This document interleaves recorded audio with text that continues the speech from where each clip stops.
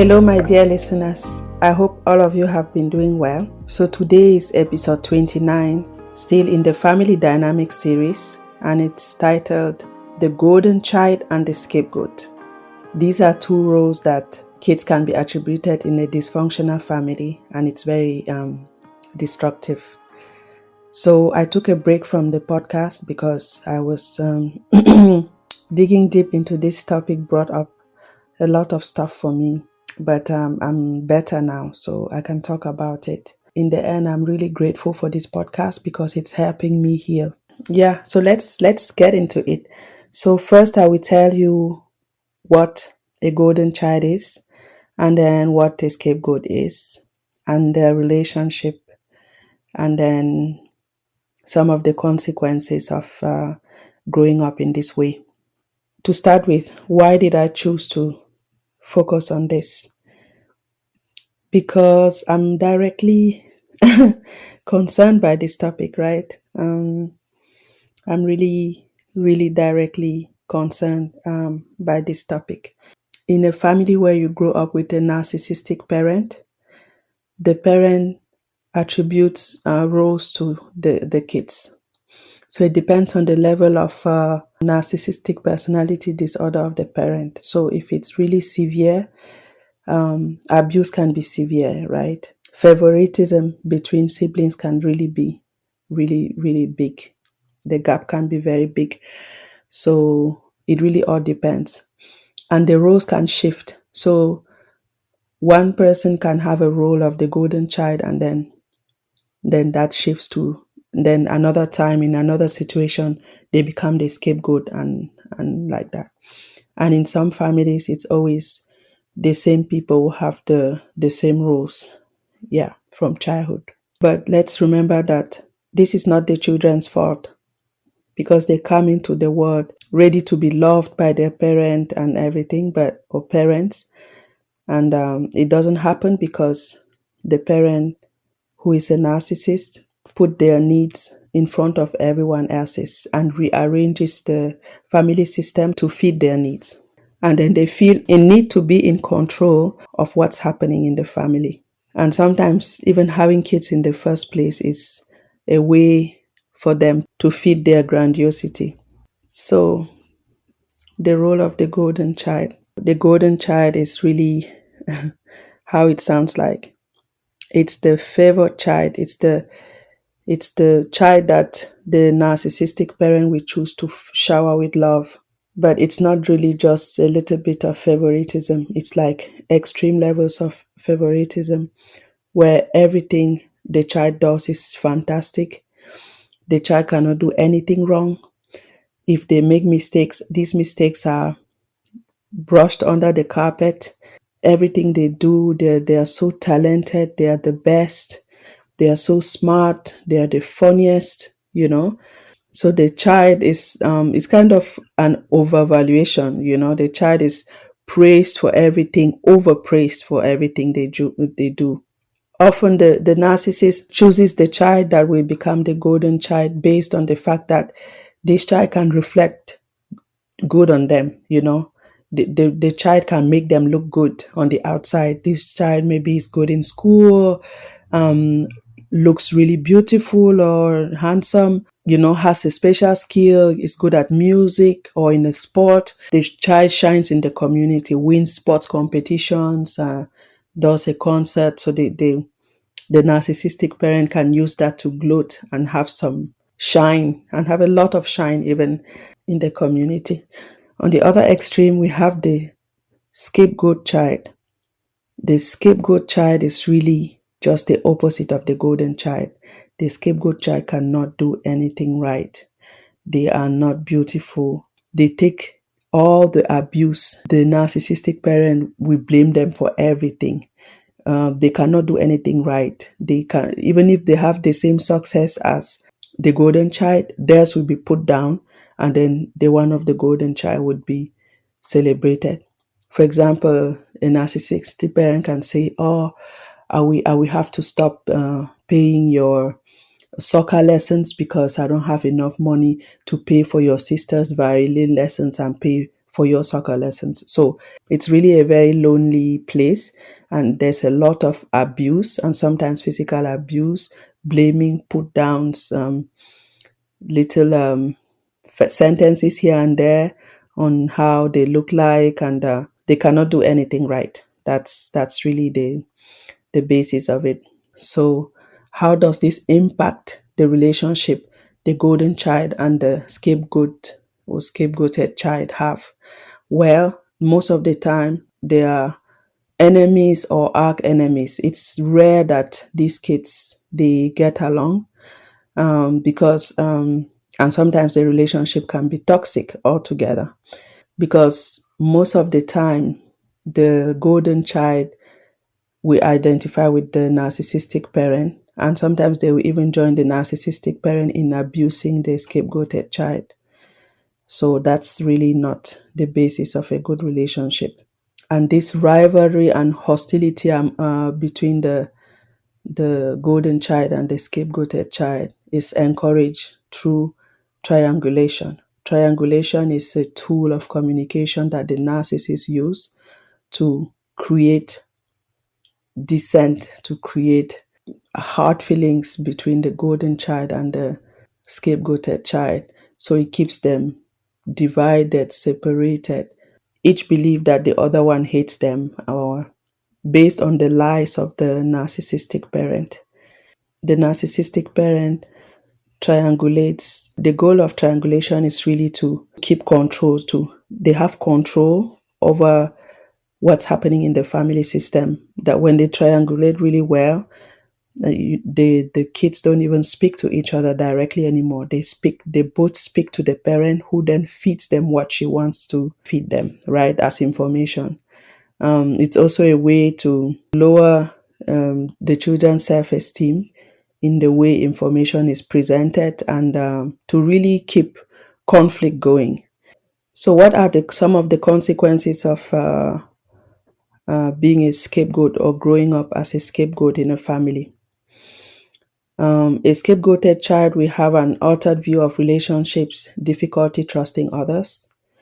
We internalize sometimes the negative views that are pushed upon them, leading to excessive self-criticism. We have little or no sense of belonging due to never experiencing a safe and stable family life. A lot of damage is done to their sense of self too.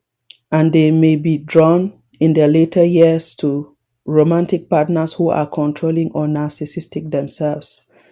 It's a tango. It's really, that's why we need to talk about these things and heal, because there's a big risk if you grow up as a scapegoated child to end up in this dynamic that your brain recognizes all too well of being with a narcissistic partner. The golden child might look like the most favored one, but it's also a very sad position to be in, actually, because when I described it, it looked like the good position, but actually, as time goes on, the consequences are really big for them, because they never learn that making mistakes are okay. Because as human beings in life, in order to grow, flourish, we need to make mistakes, because that's how we learn what works, what doesn't work. That's how we discover ourselves. And we need to learn to, like, love ourselves despite our mistakes, forgive ourselves for our mistakes.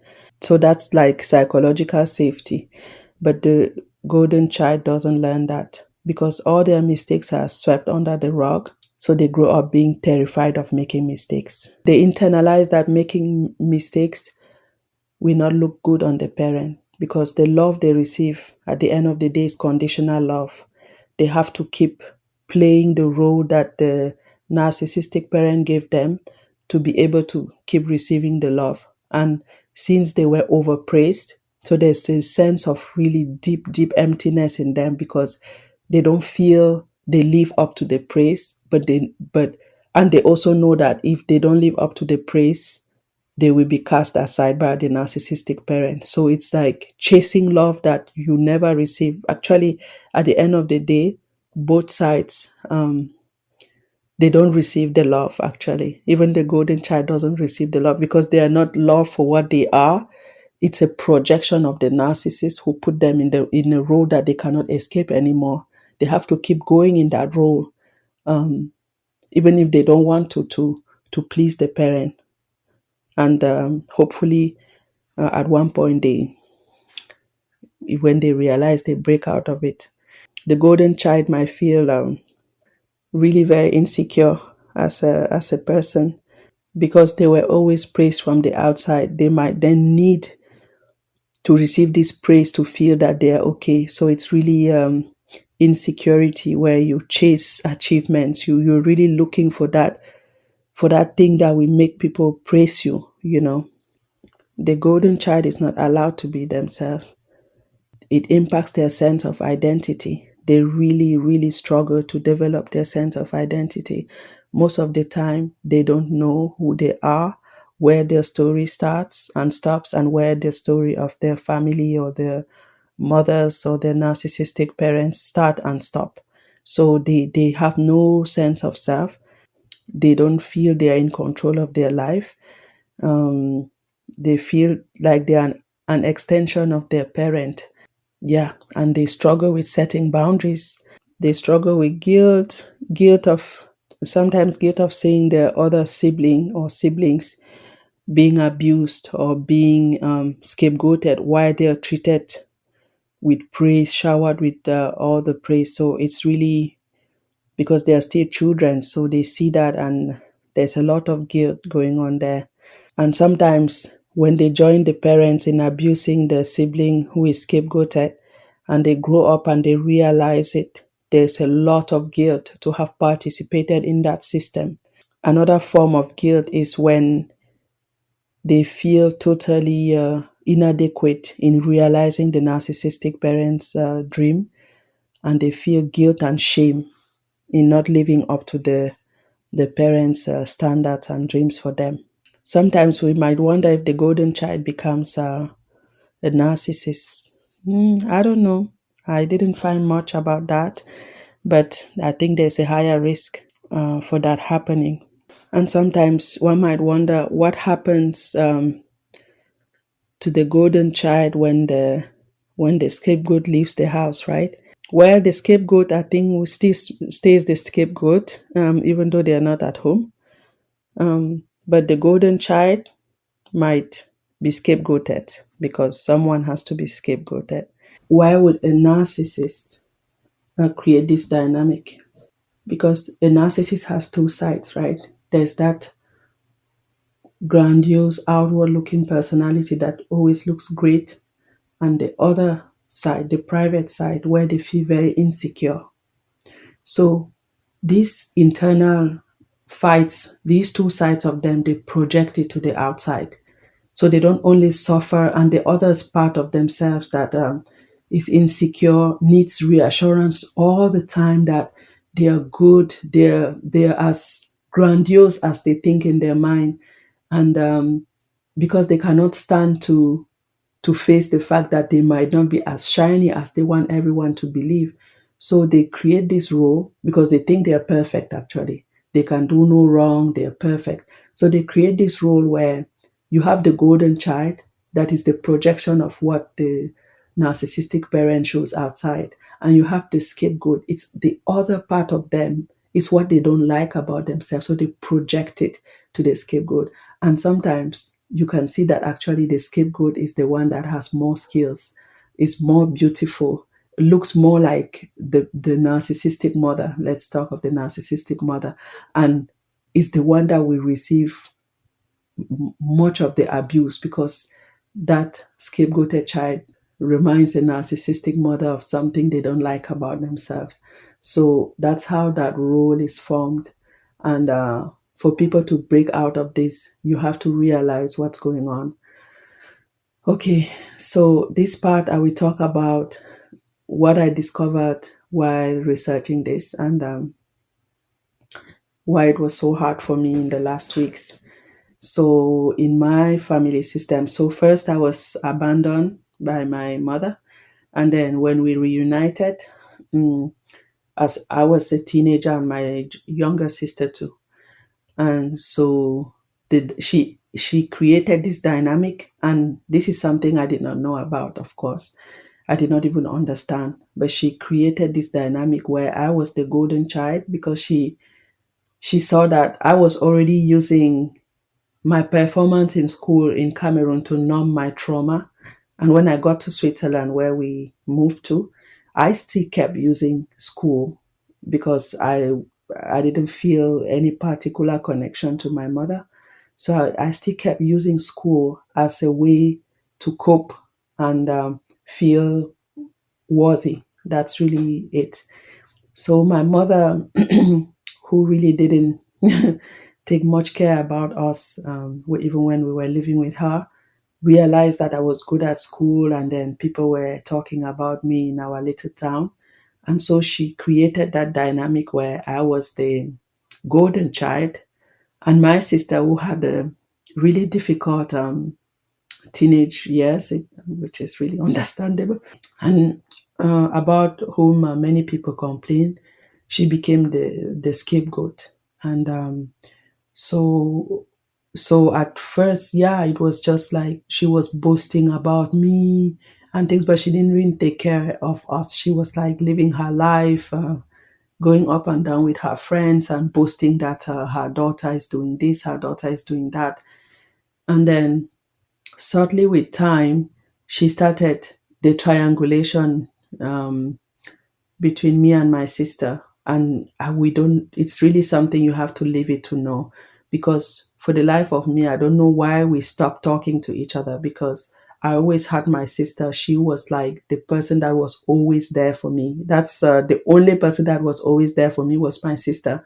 And the confusion of arriving in a new country, like we didn't see it. I didn't understand it. And I know I tend to blame myself for things that happened when I was a child and stuff, but I have to let it go, because I was still, even though I was already a teenager, I just, my mind is not wired like that. I'm not manipulative. So I just couldn't understand that such things exist. And people who go through narcissistic abuse, they know what I'm talking about, because you cannot realize this exists until you go through it, that people can be that can be set up like that, because we all think we want peace, we want love, we want to live, um yeah, in harmony, and everybody's happy. But some people, they are just not wired like that.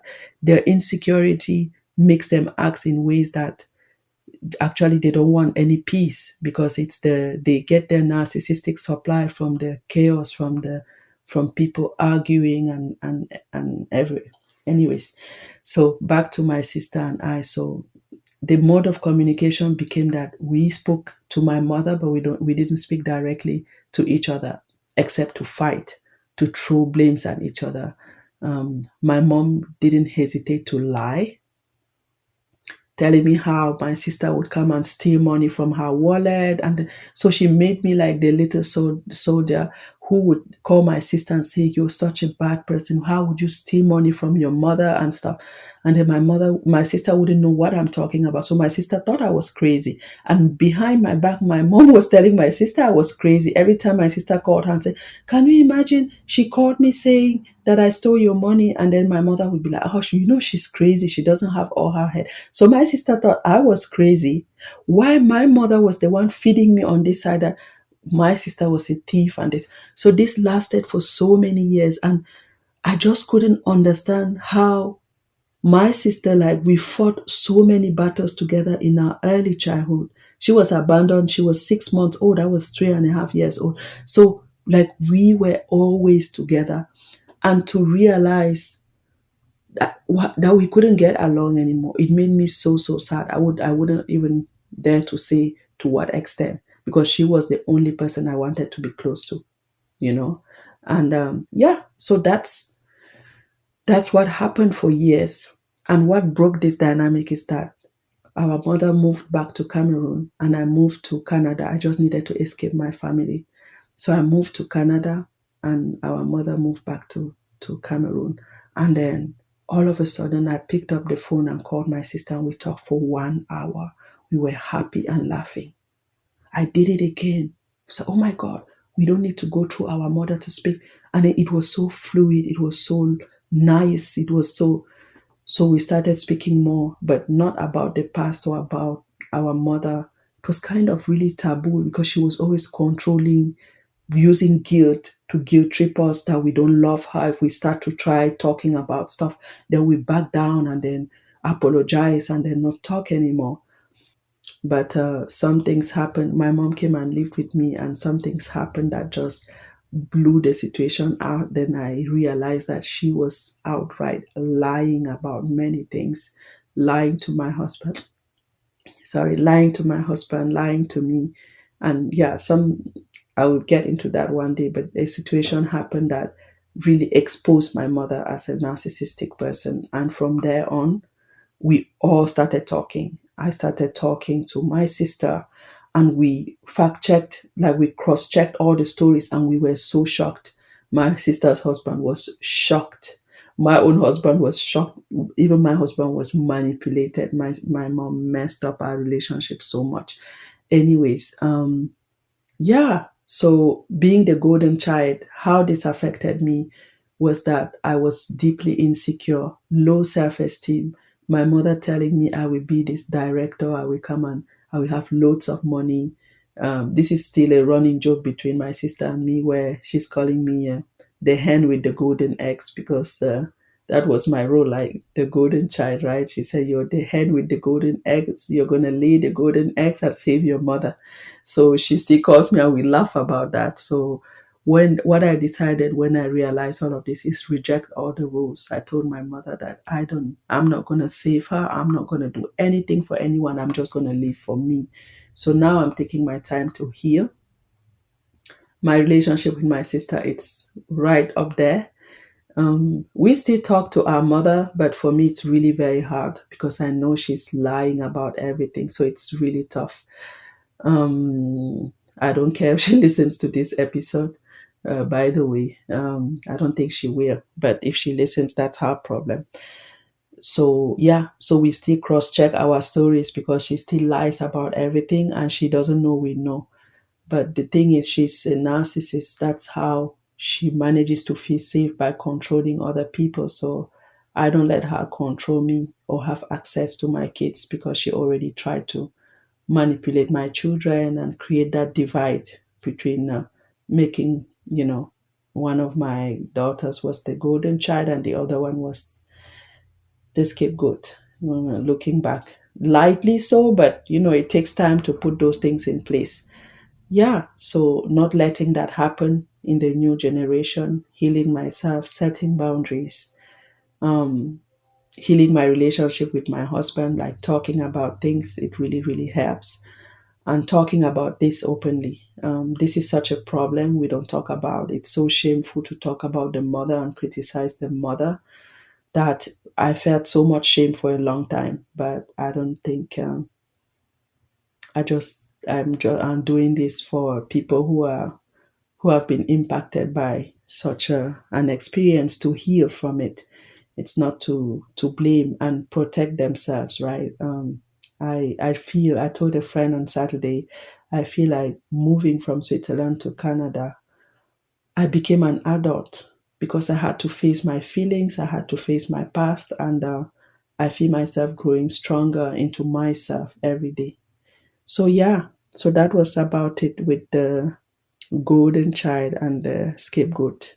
What was painful was to realize that I tried so much to live to the image that my mother had projected on me, thinking that maybe if I fulfill these things, she would love me, right? Like chasing that love. And so it made me really sad, but it's also really freedom because now I'm not looking for anything. Yeah, voila. So thank you for listening, and hopefully next week or next 2 weeks I will post another episode. Bye for now.